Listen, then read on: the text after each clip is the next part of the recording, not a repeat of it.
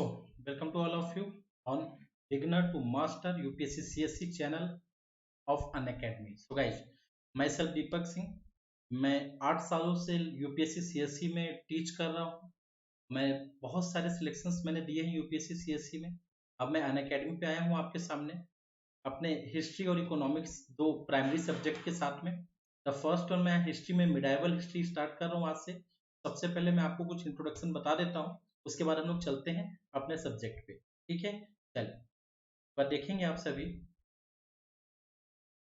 कि जो beginner to master जो अनअकैडमी का जो प्लेटफॉर्म है सीएससी का, उसको आप कैसे ज्वाइन कर सकते हैं। तो first you have to download Unacademy learning app, उसको आप इंस्टॉल करिए। ठीक है, प्ले स्टोर से जाके उसके बाद फिर आपको वहाँ पे क्या सारी चीजें अवेलेबल होंगी, तो आप यहाँ पे देख रहे हैं जैसे कि आपको वहाँ पर डेली लाइव क्लासेस, ठीक है, डेली बहुत सारे 139 बहुत सारे टीचर्स जो हैं daily live classes, doubt sensing classes, ये सारे क्लासेस होते हैं, आप वहाँ पे ले सकते हैं।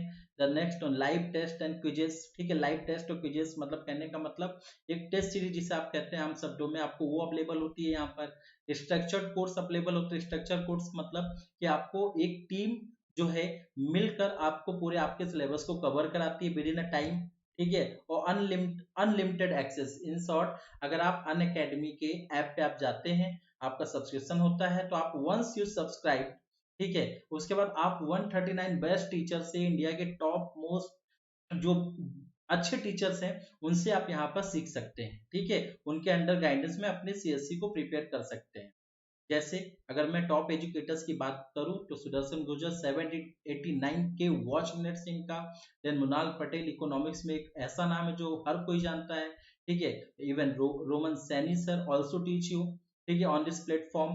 ठीक है, Mudit Gupta sir, lot of teacher, 139 plus educators आपको यहाँ पर आपके सपने को साकार करने में आपकी हेल्प करेंगे।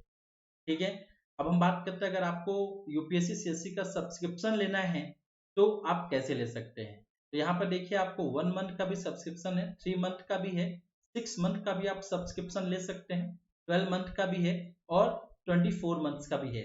तो बहुत सारे जो अंडर ग्रेजुएट स्टूडेंट्स है जो प्रिपेयर करना चाहते हैं, वो 24 मंथ का सब्सक्रिप्शन ले सकते हैं। ठीक है, उसके बाद हम बात करते हैं कि अगर आप 24 मंथ का सब्सक्रिप्शन या इसमें से किसी भी सब्सक्रिप्शन को सब्सक्राइब करना चाहते हो, तो अगर आप मेरा कोड रेफरल कोड यूज करते हो दीपक1, तो you will get 10% additional discount. ठीक है, 10% आपको डिस्काउंट्स मिलेगा अगर आप मेरे इस कोड को यूज करते हो तो। ठीक है, चलिए, thank you so much. Now I am going to start the topic, birth of Islam. ठीक है, अब मैं इस्लाम, बर्थ ऑफ इस्लाम के बारे में यहाँ पे आपसे बात करने जा रहा हूँ।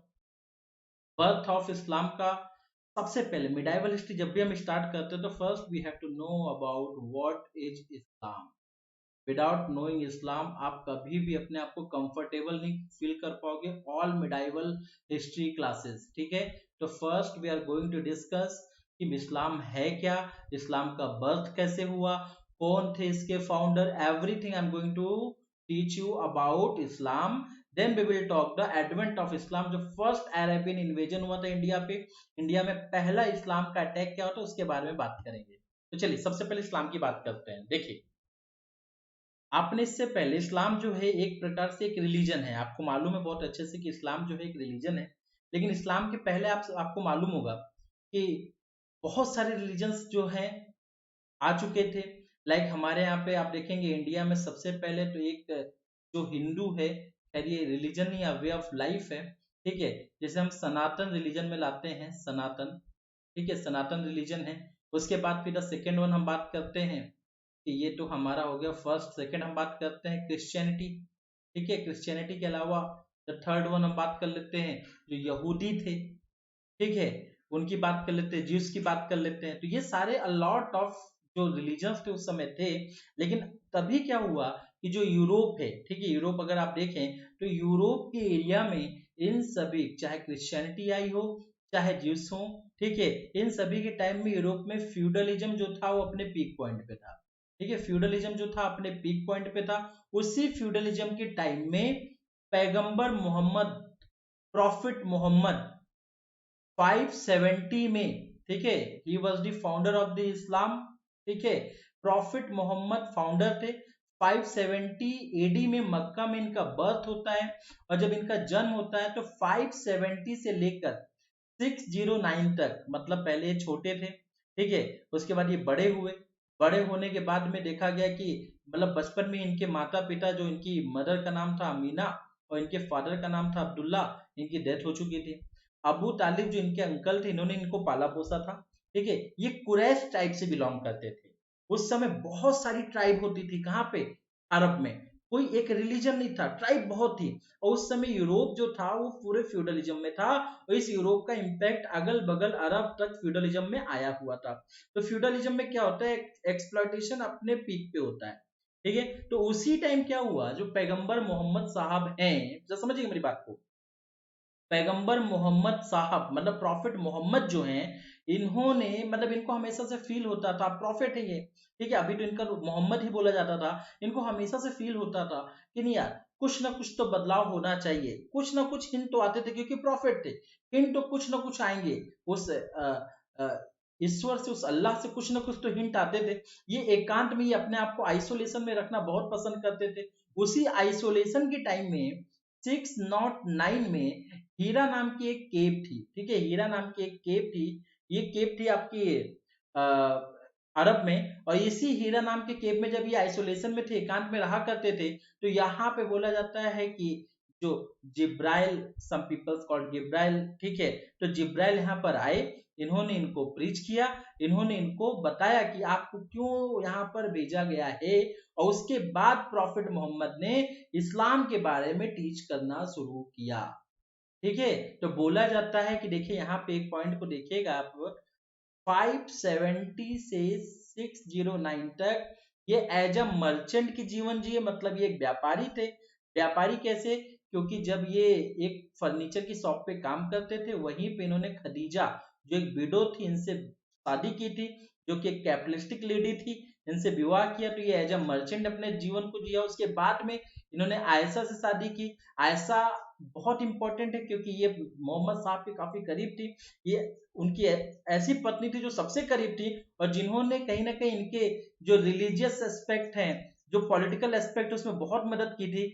इवन जो हदीज होता है, ठीक है, बहुत ही important political compilation of Islam है, इस हदीज को कंपाइल करने में भी आयशा ने पैगंबर मोहम्मद की, मतलब पैगंबर मोहम्मद साहब की बहुत हेल्प की थी। दैट्स वाई आयशा का नाम हमें याद रखना पड़ेगा।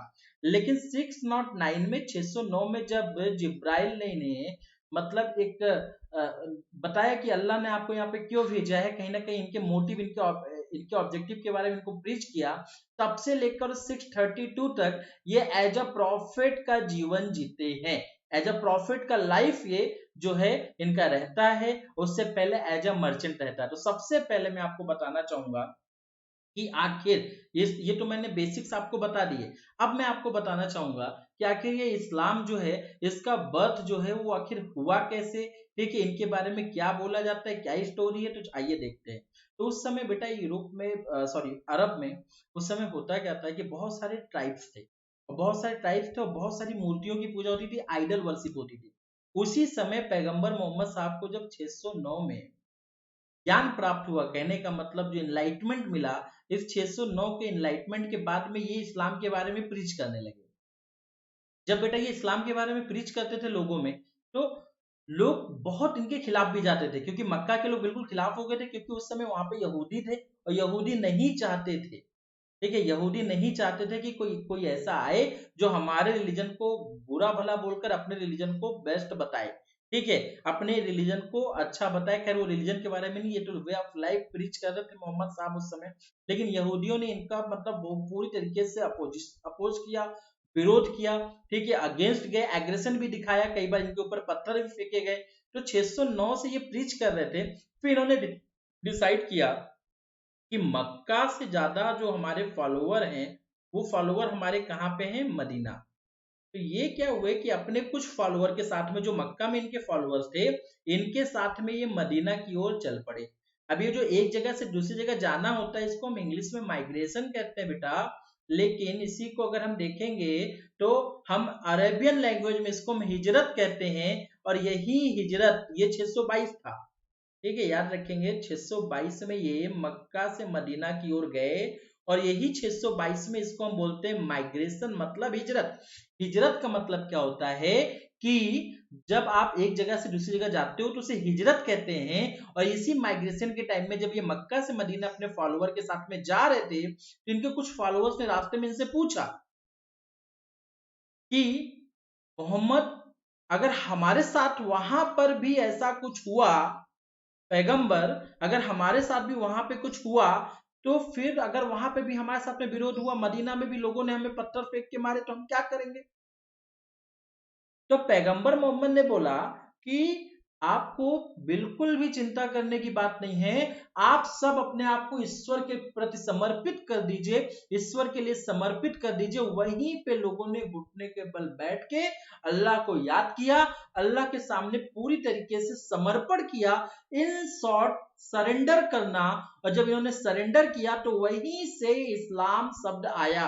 याद रखिएगा, माइग्रेशन के पहले इस्लाम नहीं आया, माइग्रेशन के टाइम में इस्लाम आया था।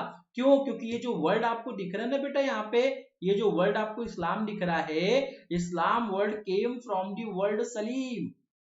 ठीक है, सलीम मतलब क्या होता है? सरेंडर करना ईश्वर के समक्ष। जब आपको अपने आप को सरेंडर कर देते हो तो वो सलीम कहलाता है। और ऐसे सलीमों के समूह को, ग्रुप को, और जो ग्रुप है ऐसी कम्युनिटी को बोला जाता है क्या?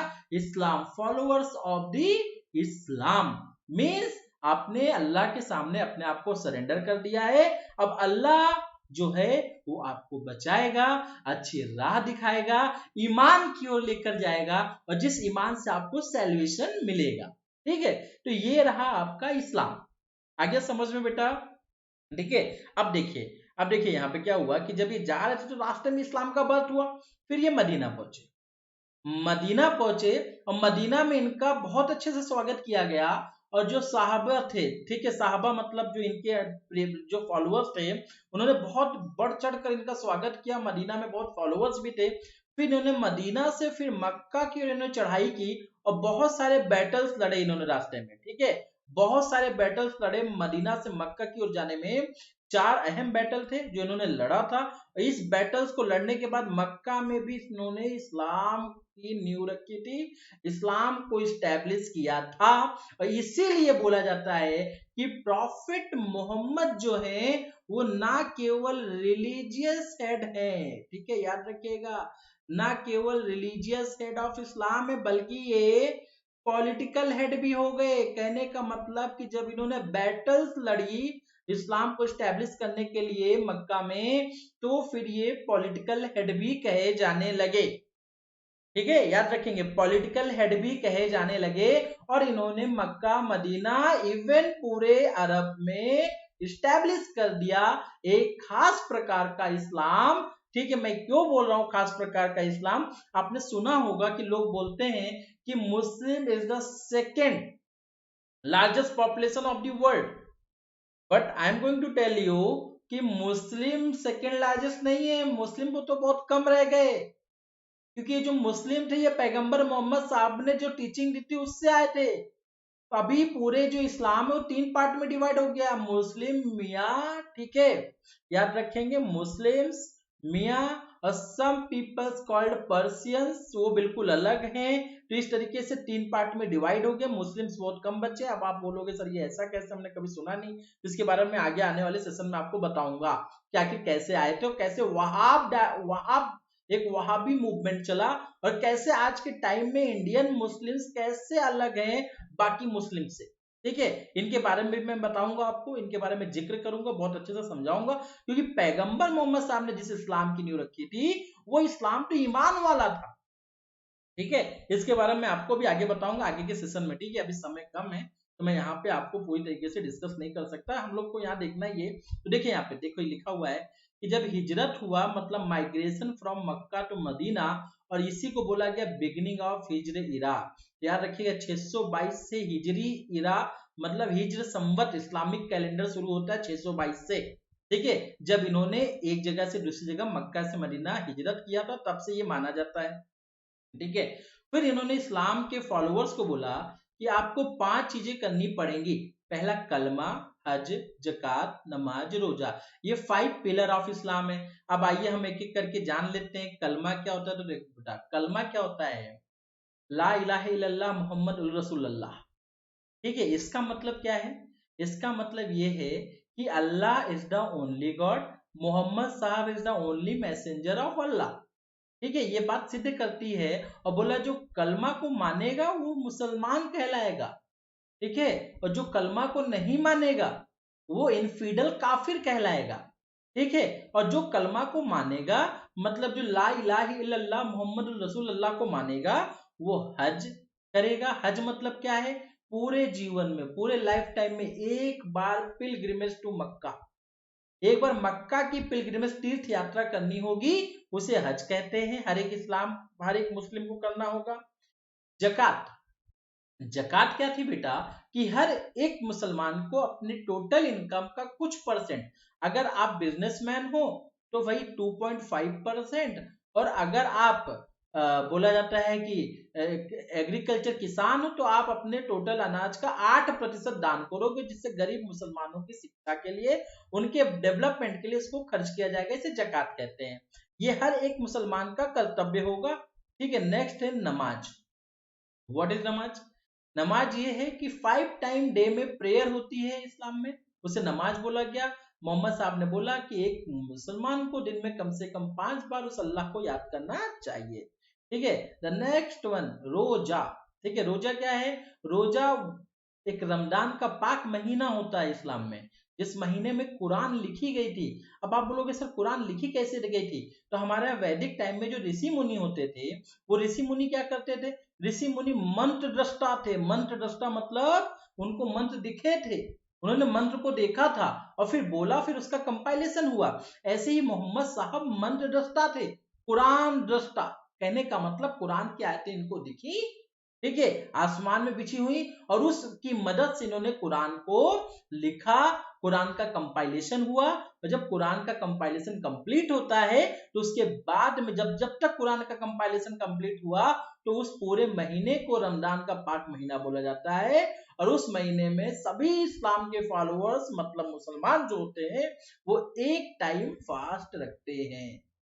ठीक है, तो ये सभी जो पिलर्स है ये सभी इस्लाम, कहने का मतलब अगर पीपल्स अगर इसको फॉलो करते हैं तो आपको मालूम चल जाएगा खुद ही ये कौन है, ये मुसलमान है।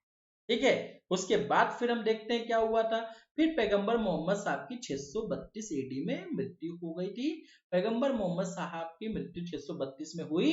जब कोई पूछता है कि कितने हिज्र में हुई तो 622 में हिज्र आया था, तो 10 हिज्र में इनकी डेथ हुई थी। ठीक है, हिज्र इरा या हिजरी संवत के हिसाब से 10 हिजरी संवत में इनकी डेथ हुई थी। और अगर हम एडी देखें एना डोमिनी तो वो 632 है। आई डाउट कि आपको समझ में आ गया होगा। ठीक है, अब जब इनकी डेथ हुई तो अब क्वेश्चन, सबसे पहला क्वेश्चन सामने ये आया, एक क्वेश्चन मार्क बन के आया भैया कि अब इस्लाम को आगे लेकर कौन जाएगा? क्योंकि पैगंबर साहब ने बिल्कुल क्लियर कर दिया था कि मैं आखिरी पैगंबर हूं। ठीक है, अब मेरे बाद कोई पैगंबर नहीं होगा, तो अब पैगंबर नहीं होगा तो कौन होगा जो आगे लेके इस्लाम को चलेगा? ठीक है, तो फिर इन्होंने यहाँ पर पैगंबर साहब ने बोला जो अगला आदमी होगा वो कैलिफ होगा। कैलिफ मतलब the person who pure in thought, the person who pure in thought, उसी को हम क्या कहते हैं? कैलिफ कहते हैं। और जो कैलिफ होगा वो दो चीजों को लीड करेगा, एक तो रिलीजियस और दूसरा पॉलिटिकल। पॉलिटिकल क्यों? क्योंकि पैगंबर मोहम्मद साहब को इस्लाम को स्टैब्लिश करने में बहुत सारे बैटल्स लड़ने पड़े थे, दैट्स व्हाई उनको पॉलिटिकल हेड भी बोला जाता है। तो जो कैलिफ होगा, जो रिप्रेजेंट करेगा बाद में, पैगंबर के बाद में इस्लामिक कल्चर को रिप्रेजेंट करेगा, इस्लामिक स्टेट को रिप्रेजेंट करेगा, तो वो इस्लाम रिलीजियस हेड भी बोला जाएगा और पॉलिटिकल हेड भी बोला जाएगा। किसका बेटा? इस्लाम का। Getting my point? ठीक है, उसके बाद फिर आप देखेंगे कि इस्लाम में दो सेक्ट बढ़ गए थे बाद में। तो जो पहले कैलिफ थे अबू बकर, तो अबू बकर के जो फॉलोअर्स थे वो सुन्नी कहलाए। ठीक है, सुन्नी मतलब सुन सुनकर, सुन सुनकर मतलब जो भी बोला गया, जो भी सुना हुआ था, मतलब इंटरनल नॉलेज नहीं, जो इंसान ने सुन सुनकर लोगों तक बातें पहुंची उसके ऊपर जो धर्म है उसे सुन्नी बोला गया। और जो अदर कैलिफ मतलब दूसरे जो कैलिफ थे मोहम्मद अली, इनके फॉलोअर्स को बोला गया सिया। इस हिसाब से इस्लाम भी दो पार्ट में डिवाइड हो गया, सुन्नी और सिया। मोहम्मद अली के फॉलोअर सिया कहलाए, ये काफी लिबरल माने जाते हैं, ठीक है, क्योंकि इन्होंने अपने में बदलाव किया था। और जो सुन्नी थे वो जस्ट जैसा था कुरान में लिखा सेम फॉलो किया, तो ये सुन्नी कहलाए। सुन सुनकर जो आ गया है रिलीजन, ये सुन्नी सेक्शन कहलाए किसके, इस्लाम। ठीक है, आई होप अब आपको इस्लाम समझ में आ गया होगा। बहुत डिटेल नहीं जानना है, क्योंकि इतना डिटेल भी नहीं आता है कि हमें बहुत डिटेल में इसके बारे में डिस्कशन करना है। ठीक है, नॉर्मली कुछ फैक्ट क्वेश्चंस आते हैं, उसको देखना है। फिर नेक्स्ट चलते हैं हम लोग, एडवेंट ऑफ इस्लाम। ठीक है, वेरी इंपॉर्टेंट टॉपिक। भैया इस्लाम का जो एडवेंट हुआ था इंडिया में, वो कैसे हुआ था, तो उसके ये बहुत इंपॉर्टेंट है, इसे हमें जानना बहुत जरूरी है। तो याद रखेंगे, मैं आपको सबसे पहले before going to the point, मैं पहले आपको बता दूं कि इस्लाम जो इंडिया में आया था बेटा, उसके बारे में बहुत अच्छी चीज आपको बताने वाला हूँ। कि इस्लाम को इंडिया में आप ऐसा मत देखो कि इंडिया में आया इस्लाम, बल्कि इंडिया में इस्लाम जो आया, वो मेरा मानना है कि एक कल्चरल एसिमिलेशन था। You know about the cultural assimilation? Cultural assimilation का मतलब क्या था कि इस्लामिक कल्चर, ठीक है, और इंडियन कल्चर जो था हिंदू सनातन का, ये दोनों मिक्स हो गया था। ये इस्लाम का बहुत बड़ा इंपैक्ट इंडियन सोसाइटी पे पड़ा था। तो देखेंगे, जरा बात करते हैं। देखिए पहला पॉइंट क्या कह रहा है, द फर्स्ट पॉइंट जो हमें बोल रहा है कि the advent of Islam was an epoch making event in the history of the world। Yes, एक नए युग का आरंभ है। जो इस्लाम का एडवेंट हुआ इंडिया में, वो एक नए युग का आरंभ था। आज जो इंडिया की सोसाइटी इतनी डायनेमिक है, just because of the advent of the Islam. ठीक है, एक नए युग का आरंभ हुआ, इस्लाम इंडिया आएगा और लंबे समय तक रहेगा। इवन इस्लाम जो होंगे वो इंडिया के रियल फॉरेनर्स कहलाएंगे, मतलब यहीं पे आएंगे, यहीं बस जाएंगे, और एक नए भारत का निर्माण होगा। ठीक है, उसके बाद it having effect on political, religious, socio culture life of India as well. और ये इंडिया के पॉलिटिकल लाइफ पे, रिलीजियस लाइफ पे, पॉलिटिकल मतलब बहुत सारे मुगल रूलर्स इंडिया पे अभी रूल करने वाले हैं, आगे चल के हम देखेंगे। रिलीजियस मतलब इस्लाम एज अ रिलीजन यहाँ पे इंडिया में स्टैब्लिश किया जाएगा। सोशियो कल्चर मतलब जब इस्लाम इंडिया में आएगा तो इंडिया की सोसाइटी में, उसके कल्चर में बहुत सारा इंपैक्ट देखने को मिलेगा, परिवर्तन देखने को मिलेगा, वो भी हम यहाँ पे देखेंगे। ठीक है, तो ये इस्लाम, एडवेंट ऑफ इस्लाम बस इतना नहीं था कि कोई पावर आई, अटैक किया, चली गई, नहीं, बल्कि वो जब आएगी यही बस जाएगी। उसका पॉलिटिकल इन्फ्लुएंस होगा इंडिया पे, उसका रिलीजियस इन्फ्लुएंस होगा, उसका सोशियो कल्चरल इन्फ्लुएंस इंडिया में होगा। ठीक है, याद है? चलिए आगे देखते हैं। This period also called the period of cultural assimilation of Islam and culture of India. तो याद रखेंगे कि ये जो है, ये कल्चरल एसिमिलेशन का है टाइम, जिसमें इस्लाम और इंडिया के कल्चर आपस में एसिमिलेट हो जाएंगे। ये हम देखेंगे। लॉट ऑफ आर्किटेक्चर, जो आर्किटेक्चर डेवलप हुए, कुछ इस्लामी कुछ यहाँ के, दोनों के आर्किटेक्चर आए, ये सभी हम यहाँ पे देखेंगे। ठीक है, Arabs were the first to invade India. याद रखेंगे, याद रखेंगे, आपकी ये क्वेश्चन आता है कभी कभी ऑब्जेक्टिव में कि भाई अरब ने इंडिया में सबसे पहले मतलब अटैक किया था कि टर्क्स ने किया था। मतलब क्वेश्चन आ जाएगा कि अरब ने किया था, ये टर्क्स ने किया था। तो जाहिर सी बात है, आप क्या बोलोगे कि भाई टर्क्स जो थे वो बाद में आए थे, सबसे पहला अटैक किया था अरेबियंस ने। अरेबियन ने जो अटैक किया था उसमें मोहम्मद बिन कासिम जो था, फर्स्ट सक्सेसफुल अटैक था। इसके पहले एक 711 में हुआ था, मैं अभी आपको स्टोरी में बताऊंगा। चलिए बताते हैं। देखिए क्या हुआ था, लाइक अगर हम देखें, अगर भारत बना लिया जाए भाई,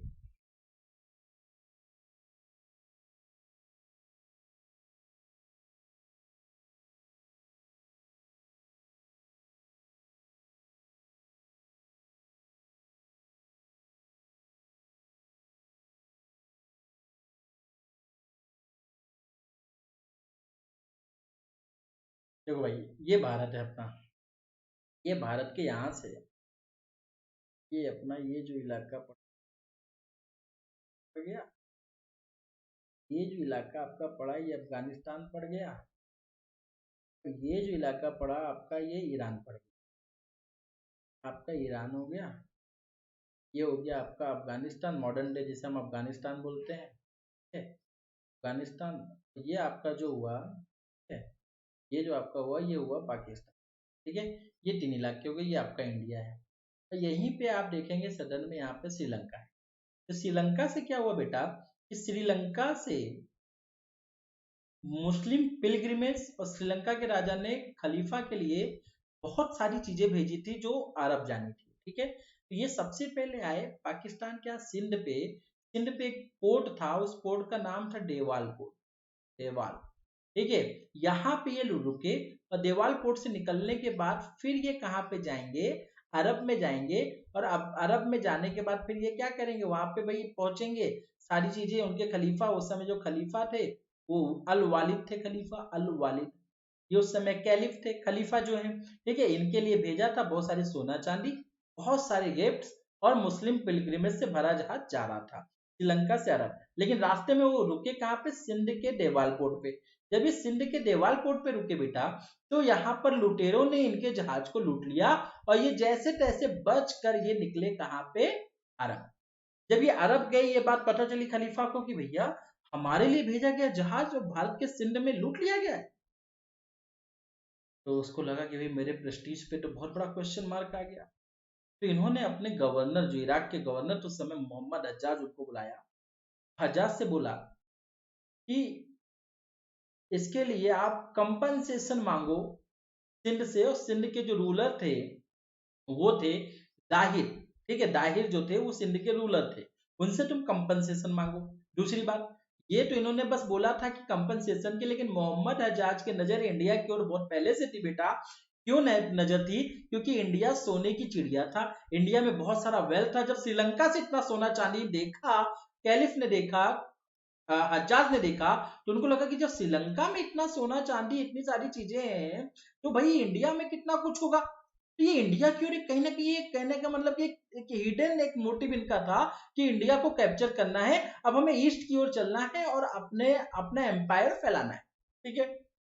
अच्छा, इसके लिए 711 में उबैदुल्ला बुंदेला, ठीक है, 2 लोग आए, सिंध से बोला कि आपको कंपनसेशन पे करना होगा क्योंकि हमारा जहाज आपके एरिया में लूटा गया। जो सिंध के किंग थे, राजा दाहिर, उन्होंने बोला कि जो देवाल पोर्ट है, जैसे हम डोभाल डोभाल भी बोलते हैं कई बार, ये जो पोर्ट है, ये पोर्ट जो है इंडिपेंडेंट है, यहाँ पे कोई भी आता जाता है, ये हमारी टेरिटरी में नहीं है, तो मैं क्यों कंपनसेशन पे करूं। ये भी बात सही थी, लेकिन ये हजाज को मालूम तो था कि वो इंडिपेंडेंट है, तभी तो उनकी जहाज वहां रुकी थी। लेकिन इनका हिडन एजेंडा था कुछ भी करके इंडिया के साथ फाइट करके कहीं ना कहीं इंडिया के फ्रंटियर में अपने आप पैर मजबूत करो और फिर इंडिया की वेल्थ को लूटो, ये इनका मानना था। इन्होंने 711 में जिन 2 लोगों को भेजा था, उबैदुल्ला बुंदेला, इनसे बोला कि भैया आप तुम अटैक कर दो और इनको हराकर और अपना कंपनसेशन लेके चले आओ, अपने आप को वहां पे स्टैब्लिश कर दो। ये फाइट हुई किंग दाहिर और उबैदुल्ला बंदुल्ला में 711 711 में। लेकिन इन दोनों को किंग दाहिर ने हरा दिया, बहुत ही पावरफुल किंग थे, इनको हरा दिया 711 में। जब उबैदुल्ला बुंदेला हरा दिए गए, तो उसके बाद फिर 712 में मोहम्मद बिन कासिम को भेजा गया, जो हज्जाज का कजिन था, इवन लोग बोलते दामाद भी था। तो मोहम्मद बिन कासिम 712 में आया और मोहम्मद बिन कासिम 712 में आकर और उसने पाकिस्तान में सिंध, सॉरी जो आज मॉडर्न डे पाकिस्तान है, जो सिंध था, सिंध के जो थे रूलर दाहिर के साथ फाइट किया। और इस फाइट में धोखे से, क्यों धोखे से, ये जब दाहिर से लड़ रहा तो दाहिर को हरा नहीं पा रहा था। फिर बाद में इसने कुछ गांव के लोगों को पकड़ा, गांव के लोगों के जो औरतें थी उनके ड्रेसेस को लिए, कुछ औरतों को आगे किया, पीछे ये और इसकी सेना भी वही ड्रेस पहन ली। और घूंघट प्रथा थी उस समय, पर्दा प्रथा थी इंडिया में, तो पर्दा सिस्टम में ये लोग गए वहां पे औरतों के पीछे पीछे। उस ग्रुप में ये औरतों ने बोला कि हमें दाहिर से मिलना है, और दाहिर मिलने आ गए। और उसी समय दाहिर जिस कैंप में थे वहां के कैंप को इन्होंने घेर लिया और दाहिर को मार दिया, ठीक है। बाद में दाहिर की वाइफ भी लड़ते लड़ते इसमें मारी गई। दाहिर की दोनों बेटियों को ये ले गए, अरब लेकर चले गए थे। फिर बाद में मोहम्मद बिन कासिम जो था उसको कैलिफ ने खुद मार दिया, तो उसके पीछे एक अलग स्टोरी है, वो हम नेक्स्ट सेशन में देखेंगे, ठीक है, क्योंकि वहां से हमें दूसरा सेशन स्टार्ट करना है, उसका कनेक्टिंग पॉइंट वो हम देखेंगे और वो आपके लिए इंपॉर्टेंट नहीं है। ठीक है, तो याद रखेंगे 712 में दाहिर को हरा दिया गया। तो हम कह सकते हैं 712 में इस्लाम का फर्स्ट सक्सेसफुल इन्वेजन हुआ था। याद रखेंगे first successful invasion of Islam 712 और फर्स्ट इन्वेजन 711, जो कि क्या हो गया था बेटा, जो कि आप सभी को मालूम होना चाहिए कि ये फर्स्ट जो ये पॉइंट हुआ था, सेकेंड वाला जो फर्स्ट वाला, ये फेल हो गया था। क्यों फेल हो गया था बेटा, क्योंकि उबैदुल्लाह बुंदेला को हरा दिया था किन्होंने, दाहिर ने, और 712 में मोहम्मद बिन कासिम ने हरा दिया था किसको, दाहिर को। दैट्स वाई ये first successful invasion of Islam माना जाता है। यहां से अरब ने अपने पैर रख लिए कहां पे, सिंध में। और जब सिंध में इन्होंने अपने पैर रखे तो ये सारी स्टोरी हमें पता कहां से चलती है, तो ये स्टोरी हमें पता चलती है चचनामा से। ठीक है, to who is the writer of Chachnama, the writer of Chachnama, आप इसका आंसर मुझे कमेंट बॉक्स में लिख के देंगे। ठीक है, किसके राइटर कौन थे। चलिए, he was the first to impose jizya. याद रखेंगे जब इस्लाम की को इस्टेब्लिश किया गया तो इन्होंने जजिया नाम का एक टैक्स दिया, जो इम्पोज किया है सिंध में, जिसे कहते हैं पोल टैक्स। पोल टैक्स मतलब क्या होता है, paid by the non Muslim family. Paid by the, यहाँ पे आप एक पॉइंट जोड़ लेंगे, paid by the head of the non Muslim family. Poll tax का मतलब क्या होता है, जैसे मैं हूं, मेरे 5 लोग का परिवार है, मेरे फादर फैमिली के हेड है, तो वो टैक्स पे करेंगे। और अगर किसी केस में वो टैक्स पे नहीं कर पाते हैं तो हम पूरे परिवार को ही इस्लाम को मानना पड़ेगा, कन्वर्ट हो जाना पड़ेगा। ये जजिया था। और जो लोग उस समय जजिया को पे करते थे, या जब जो भी लोग पे करते थे पूरे इस्लामिक रूल में, उन्हें जिम्मी बोला गया। जिम्मी ऐसे भी लिख सकते हैं, ऐसे भी लिख सकते हैं, दोनों सेम है, इसमें कोई डिफरेंस नहीं है। The person who paid jizya called dhimmi. याद रखेंगे, तो 712 में जो ये आया, 799 तक इनका यहाँ पे इन्वेजन था। फिर बाद में ये इंडिपेंडेंट हो जाता है, हिंदू शाही किंगडम आ जाती है यहाँ पे। और बेटा हिंदू शाही किंगडम को डिफीट करता है बाद में गजनी। और गजनी आएगा इंडिया में, बहुत सारी रेड करेगा, 17 मोस्ट इंपोर्टेंट रेड्स है। फिर मोहम्मद गौरी आएंगे, और मोहम्मद गौरी जो आएगा बेटा, ये रियल मतलब ये फाउंडर ऑफ इस्लाम बोला जाता है, क्योंकि गजनी के लूटने के इरादे से आएगा, ये इस्लाम को फैलाने के इरादे से आएगा। ठीक है, और मोहम्मद गौरी के बाद कुतुबुद्दीन ऐबक आएंगे। कुतुबुद्दीन ऐबक के बाद जो इल्तुतमिश आएगा, ये पूरी तरीके से इस्लाम का रियल फाउंडर माना जाएगा, क्योंकि इसने सच में इस्लाम को इस्टेब्लिश करने में बहुत मदद की थी, बहुत इनिशिएटिव्स किए उठाए थे उस समय उसने इंडिया में। तो ये सबसे इंपॉर्टेंट माना जाता है कौन, इल्तुतमिश। ठीक है, तो ये हम कल के लेक्चर में आगे देखेंगे। अभी तक तो हमें बर्थ ऑफ इस्लाम और एडवेंट ऑफ इस्लाम देखना था कि कौन आया। अब मैं कल से इसके इम्पैक्ट के साथ में पढ़ाऊंगा, विथ डिटेल आपको सारे पोर्शन में कवर कराऊंगा। ठीक है बेटा, याद रखिए। First of all thank you so much for watching the video. ठीक है, ये मेरा टेलीग्राम चैनल का लिंक है, आप इसको यहाँ पर ज्वाइन कर सकते हो। इस लिंक पर जाके, जहां से आपको पूरी डिटेल पीडीएफ मिल जाएगी। यहाँ पर जो पीडीएफ रहेगी, जो पावर पॉइंट रहेगा, वो काफी कम पॉइंट्स में होगा, वहां पे आपको डिटेल आपको चैनल पे मिल जाएगी। और अगर आप सब्सक्रिप्शन लेना है तो आप मेरे चैनल को कोड को यूज करो, दीपक1, और गेट द एडिशनल 10% डिस्काउंट। ठीक है, चलिए, thank you so much all of you.